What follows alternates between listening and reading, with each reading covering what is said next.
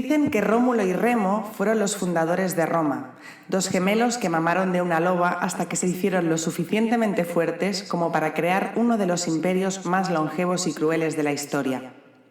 Pero Rómulo asesinó a Remo antes de que su hermano pudiera alcanzar la gloria, y ahora nadie se acuerda de él. Esta es su venganza. Bienvenidos a La Vendetta de Remo, el podcast sobre cultura clásica del siglo XXI.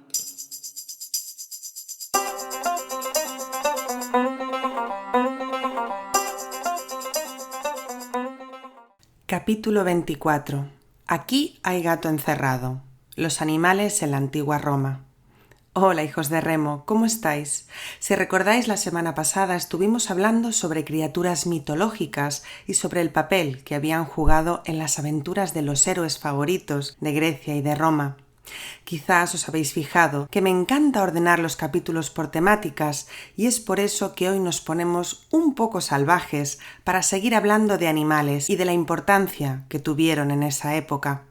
Eso sí, en esta ocasión nos centraremos en los que sí existieron de verdad y que contribuyeron a construir la Roma que ha llegado a nuestros tiempos.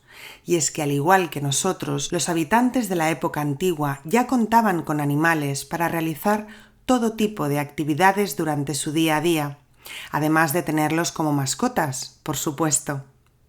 Antes de nada, debo advertiros que, igual que el capítulo de los esclavos llamado ¿Cuánto pides por este tío?, hay que ponerlo todo en su contexto social e histórico y probablemente oigáis cosas con las que no estáis del todo de acuerdo con respecto a cómo trataban a los animales en aquella época. Sabéis que yo lo explico todo con sorna y con un poco de ironía, pero soy una gran defensora de los animales. Por favor, no me mandéis a los de Greenpeace, que soy pobre y no tengo dinero para pagar la multa. Bueno, y una vez cubiertas mis espaldas, vamos a empezar. Como os imaginaréis, este es un capítulo bastante inabarcable, ya que los animales tenían un peso importantísimo en aquella época en casi todos los aspectos de la vida de un romano. Es por eso que he pensado mucho en cuál debía ser el primer punto a tratar, hasta que me he dado cuenta que lo justo es que antes de nada hablemos del animal gracias al cual se formó la civilización romana, o al menos eso cuentan las leyendas, porque sí, si no hubiese sido por ella, probablemente ahora no estaríais escuchando este podcast. Así que vamos allá. La loba capitolina. Supongo que después de 24 capítulos, en algún momento os habrá dado por escuchar la introducción de La Vendetta de Remo. No sé si os suena, es esa en la que yo pongo una voz así como muy sugerente y os cuento el origen del nombre del podcast con un reverb bastante ochentero, debo decir. Por cierto, que os animo a que estéis atentos porque en breve va a haber cambios con respecto a esta introducción. En fin, que me voy del tema. El caso es que ya sabréis que Rómulo y Remo, los fundadores de Roma, fueron amamantados por una loba llamada Luperca. Según la historia, estos niños se salvaron de ser asesinados por el rey Amulio, que quería ahogarlos en el río Tíber. ¿Y a que no sabéis qué? Los metieron en un cesto que milagrosamente no se hundió. ¿No os suena eso de otra historia bíblica? En fin, voy a guardarme mis opiniones en este caso, pero es bastante curioso, ¿no? El caso es que el cesto llegó a la ribera del río cerca del monte Palatino, donde la loba Luperca los amamantó, hasta que un pastor llamado Faustulo los descubrió y los adoptó. Sobre la leyenda completa de Rómulo y Remo hablaremos en otro capítulo, os lo prometo, pero sin duda la loba Luperca, llamada también Capitolina, se convirtió en todo un símbolo en Roma. Se erigieron esculturas de ella amamantando a los gemelos por toda la ciudad y también era habitual verla en joyas, mosaicos e incluso en monedas. Por eso es de justicia que sea el primer animal en aparecer en este capítulo, ya que fue la que salvó a los fundadores de Roma de una muerte segura. Animales como mascotas. Como comprenderéis, para conocer lo que ocurría hace más de 2000 años, tenemos que basar nuestras suposiciones en los escritos, que no siempre son objetivos, y también en las representaciones de la vida cotidiana que aparecen en mosaicos, monedas o estatuas. De esta forma adivinamos que ya en aquella época los animales eran considerados mascotas en muchas ocasiones. Por ejemplo, en Pompeya, una de las casas cuenta con un mosaico donde pone «Cave canem», es decir, «cuidado con el perro». Sí, amigos, los romanos ya tenían la necesidad de advertir a sus vecinos que no les tocaran demasiado la pera si no querían que les echaran a los perros, al más puro estilo, señor Barnes. Así pues, los perros ya eran muy utilizados como guardianes de los hogares y también como acompañantes de la familia. De hecho, se consideraban la mascota estrella. Hasta aquí diréis, pues tampoco ha cambiado tanto, pero es que hay otro animal que sobre todo utilizaban los plebeyos con menos recursos para alertar si venían los malos, y este era el ganso. Era más barato de mantener y también alertaba con su graznido si venía alguien, lo cual me parece maravilloso. Pero ojo, que aquí no acaba la cosa. Hay una leyenda que dice que en el siglo IV a.C. la ciudad fue atacada por los galos y los graznidos de las ocas y de los gansos fueron los que alertaron a los soldados romanos, evitando que Roma cayera en manos del enemigo. Así que, amigos de la legión, menos cabras y más gansos, por el amor de los dioses. Ojo, que no tengo nada en contra de las cabras, de hecho me siento bastante identificada con ellas. En fin, da igual.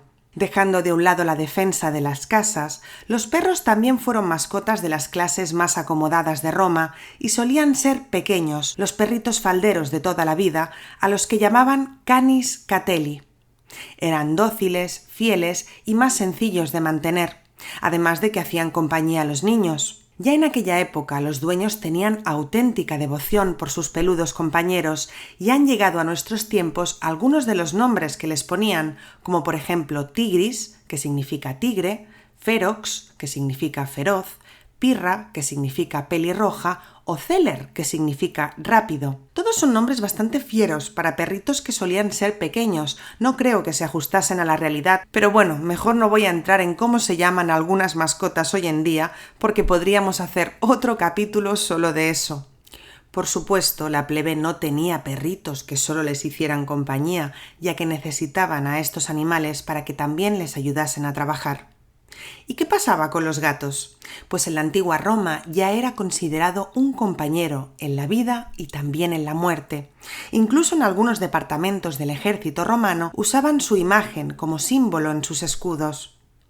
Como muchos de vosotros ya sabéis, el gato ya era venerado en la cultura egipcia antigua, considerado inmortal y objeto de culto divino. Por supuesto, eran muy eficaces, cazando ratones y serpientes, y se convirtió en la mascota favorita de algunos miembros de la realeza, llegando incluso a ser momificados junto a sus dueños cuando éstos morían. El gato se instauró como animal de compañía en Roma a partir del siglo I después de Cristo y por su vinculación con Isis era considerado un animal que simbolizaba la victoria. Aún así, hay que reconocer que no era un animal tan cercano al hombre como el perro, y para matar a los roedores solían utilizar otros animales como la mustela o la comadreja. Pero podemos encontrar mosaicos donde sí aparecen gatos, así que la información es un poco difusa. Por último, pero no menos importante, hay que mencionar a los gobernantes y a sus animales de compañía exóticos y en ocasiones un poco bizarros. Julio César tuvo una jirafa.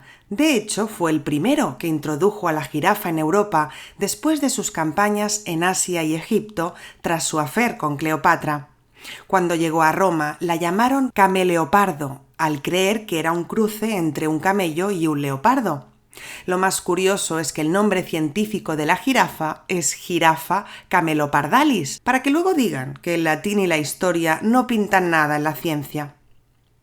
Por otro lado, Augusto tenía predilección por los cuervos y los periquitos, mientras que Tiberio prefería tener como animal de compañía a una serpiente a la que él mismo alimentaba.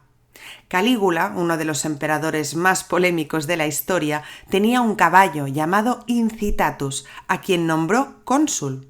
Su cuadra estaba decorada con mármol y perlas y comía copos de avena mezclados con delgadas escamas de oro. Todo muy digestivo y normal. El emperador Claudio sentía fascinación por los perros que utilizaban las legiones y Nerón tenía una pantera llamada Febea.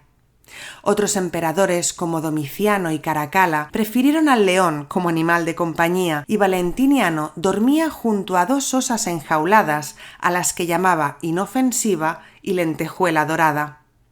Y yo os lanzo una pregunta. Si fuerais emperadores de todo el mundo occidental conocido, ¿qué animal de compañía tendríais? A mí me gustan los lobos y los zorros, pero casi prefiero que correteen libres por el bosque, ¿no? Animales para el ocio. Bueno, hasta aquí todo ha sido más o menos normal, pero debo advertiros que ahora llega el momento en el que los animales perdían esa libertad y dignidad que todos querríamos para ellos, para convertirse en herramientas, en ocasiones bastante sangrientas. Empezaremos por el plato fuerte y así nos lo quitamos de encima. Los juegos. Como sabéis, los juegos eran espectáculos con un componente gore importante.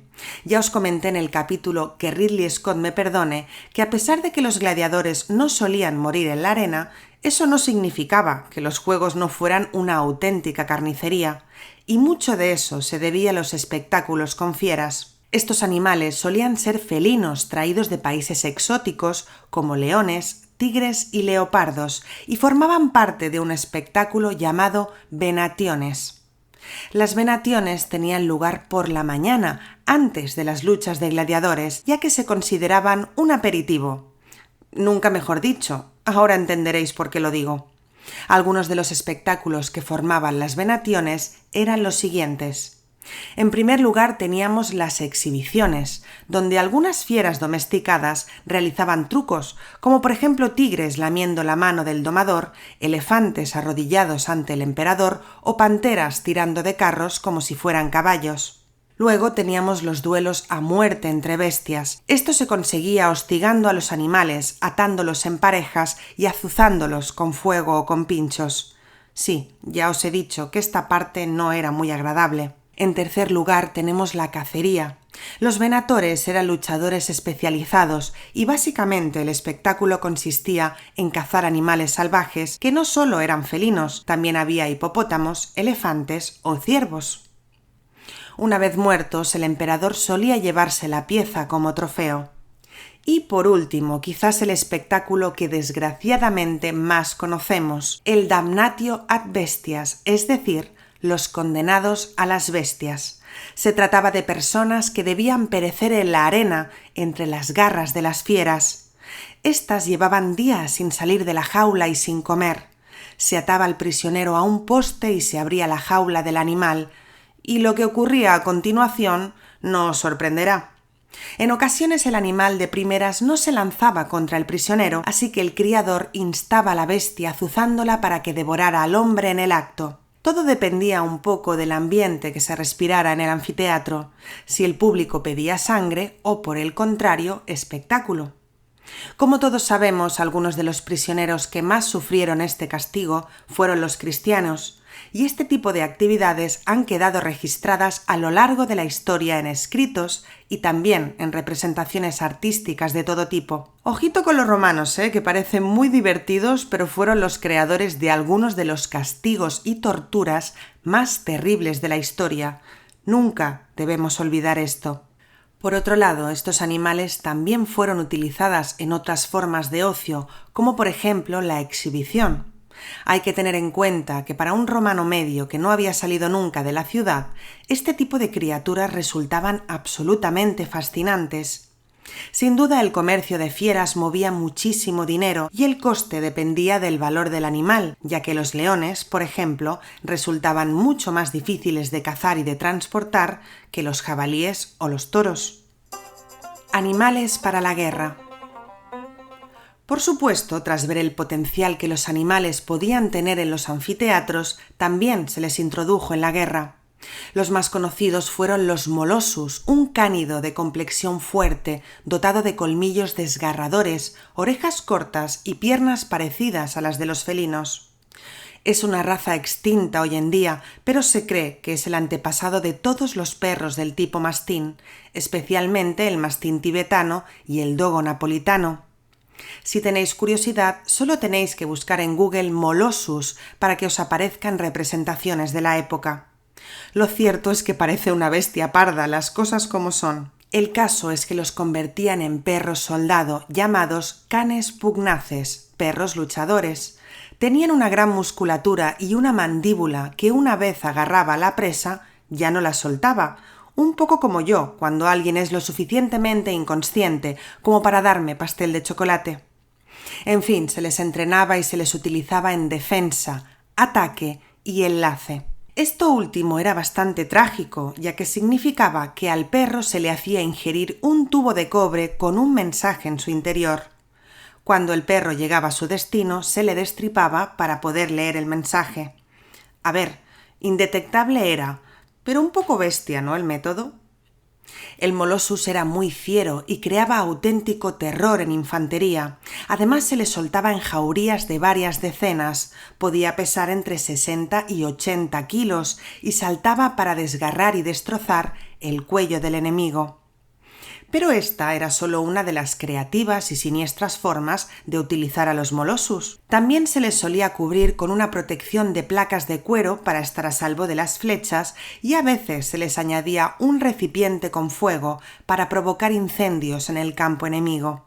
En otras ocasiones se les colocaba una coraza que llevaba cuchillas para provocar heridas en las patas de los caballos y en los enemigos. En fin, una joyita, la verdad, como para no darle de comer al animal. Los escritos dicen que los canes pugnaces acompañaron a Julio César y a sus legiones durante la conquista de las Galias en el siglo I a.C., así que sin duda tuvieron un papel clave en la historia tal y como la conocemos. Por otro lado, las legiones también llevaban gatos cuyo principal objetivo era comerse los ratones que habitaban los campamentos, además de ser una compañía y distracción para los soldados. A mí siempre me gusta decir que los gatos son pirolíticos como los hornos, ya que casi no requieren lavado ni mantenimiento. Además saben buscarse muy bien la vida, así que parecen las mascotas ideales en situaciones en las que el agua y la comida son escasas y valiosas. Por último, pero no menos importante, no podemos olvidarnos del caballo, y es que este animal está presente en casi todos los ámbitos del romano debido a su resistencia, a su velocidad y a su facilidad de doma. Gracias a él los ejércitos contaban con una ventaja estratégica, sobre todo en altura y velocidad. Además también servían para mandar mensajes a largas jornadas de distancia y cumplían una función de transporte que resultaba esencial. Animales para el sacrificio. Como sabréis, la religión era un aspecto muy importante en la vida de todo romano, ya fuera patricio o plebeyo, y sin duda los sacrificios animales estaban a la orden del día. Era algo muy sagrado y necesario para obtener el favor de los dioses. Ya hemos hablado en otros capítulos de las consecuencias de no ofrecer estos sacrificios, y nadie quiere eso, ¿verdad? Pero no todos los dioses querían los mismos sacrificios. A Ceres le gustaban las vacas, Asclepio prefería los gallos, en los funerales se usaban cerdas y en la fiesta de Octoberecus, caballos. Los dioses preferían machos y las diosas hembras. Los animales de pelaje blanco eran para los celestiales y los de pelaje oscuro para los infernales. En fin, que eran todos bastante caprichositos, ¿para qué nos vamos a engañar a estas alturas? Sea como sea, lo cierto es que la elección de la víctima no solo dependía del dios o la fiesta en cuestión, sino también del motivo y la capacidad económica de la persona que pedía el favor. No era lo mismo ser el emperador Augusto que tu vecino Fulanitus, como comprenderéis. Pero eso no era lo importante, sino más bien que la víctima debía estar sana y no tener ninguna deformidad, ya que eso se consideraba una ofensa. El animal se solía adornar con cintas de colores y se trasladaba al templo tirado por una cuerda. Pero ojo, si el animal se resistía, había que pararlo todo y volver a empezar, ya que se consideraba de mal augurio sacrificar a una víctima que se oponía.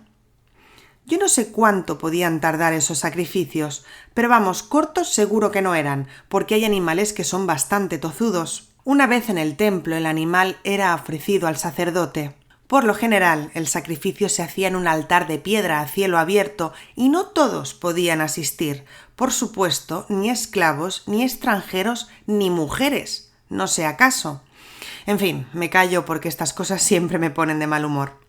Todos los participantes debían estar limpitos, de hecho el sacerdote se limpiaba las manos y la cara con agua sagrada y se enjuagaba con una tela de lino. Luego se pedía silencio para que ningún ruido distrajera a los dioses más allá del sonido de una flauta. El sacerdote se cubría la cabeza con una toga y esparcía sobre el animal una salsa llamada mola y un poco de vino tibio. Se le quitaban los adornos a la víctima y se le reseguía el lomo con un cuchillo desde la cabeza a la cola. Se hacía una plegaria y colocado a la derecha del animal se pedía la autorización de los asistentes para matar a la víctima. Si todos asentían, uno de los asistentes golpeaba la cabeza del pobre bicho hasta que caía al suelo. Si el sacrificio era para los dioses celestiales, se le levantaba la cabeza al animal, y si era para los infernales, se le bajaba. Después, pues nada, se le cortaba la garganta lo más rápido posible, ya que era imprescindible que el animal muriera en el acto y no sufriera. La muerte debía ser rápida y fulminante. Después, la víctima era descuartizada y se examinaban las vísceras, ya que debían estar en buen estado. Si no lo estaban, había que repetir todo el proceso.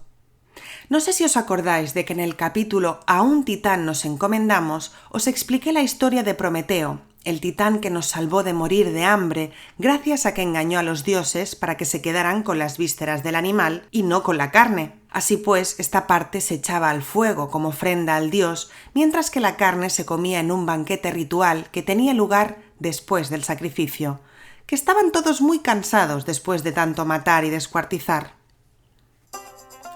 Animales para el trabajo. Por supuesto, el medio rural fue otro lugar donde los animales fueron imprescindibles, sobre todo el perro, que se utilizó para la caza, el pastoreo o, como hemos comentado anteriormente, la vigilancia. Los romanos llamaban a los perros de caza venatici y los dividían según la clase de cacería que realizaban. Los sagaces eran los que se utilizaban para seguir el rastro, es decir, los sabuesos.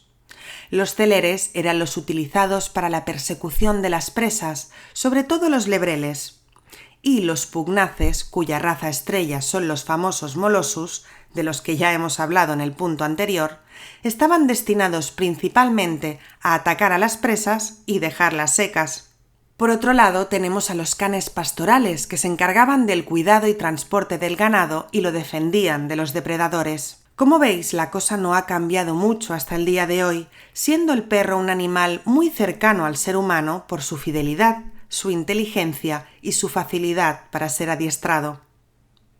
Por otro lado, tenemos a los caballos, un animal absolutamente imprescindible para el trabajo en aquella época, sobre todo cuando entraban en juego las vías de comunicación romana.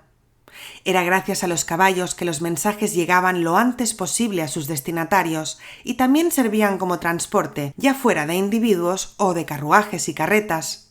No quiero alargarme en esto porque sí me gustaría en otra ocasión hablar más en profundidad sobre el transporte en la antigua Roma. Por último, no podemos olvidarnos de los animales de carga, como los bueyes y las mulas, que realizaban los trabajos más pesados de una granja. Tranquilos, también hablaré de esto en un capítulo donde analizaremos cómo era la vida rural en aquella época.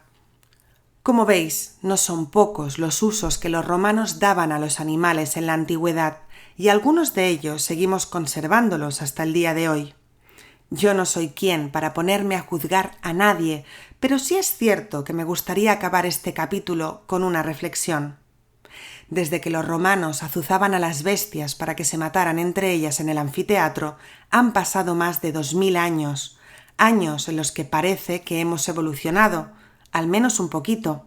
Creo que es importante que analicemos nuestro pasado para poder aprender a comportarnos en un futuro, y es por eso que me gustaría reivindicar que estos animales que nos han acompañado durante siglos se merecen, hoy más que nunca, nuestro respeto, cuidado y admiración. No apoyemos espectáculos sangrientos o vejatorios para los animales por el simple hecho de que se haya hecho toda la vida o apoyándonos en la tradición, ya que por la misma regla de 3 también deberíamos estar atando a personas en postes para que se los comieran los leones, y eso como que ya no resulta tan divertido, ¿verdad? Y hasta aquí un nuevo capítulo de La Vendetta de Remo. Espero que os haya gustado. Como sabéis, yo no soy historiadora, yo solo cuento historias, y si esta os ha parecido interesante, os animo a que la compartáis con quien vosotros queráis. Recordad que podéis dejarme en comentarios vuestras opiniones y sugerencias y que podéis seguirme en Twitter y en Instagram como @vendetta_de_remo. También os animo a que os suscribáis al canal de YouTube si todavía no lo habéis hecho. Muchísimas gracias por seguir atentos y nos vemos en el próximo capítulo. Un besazo enorme. Chao.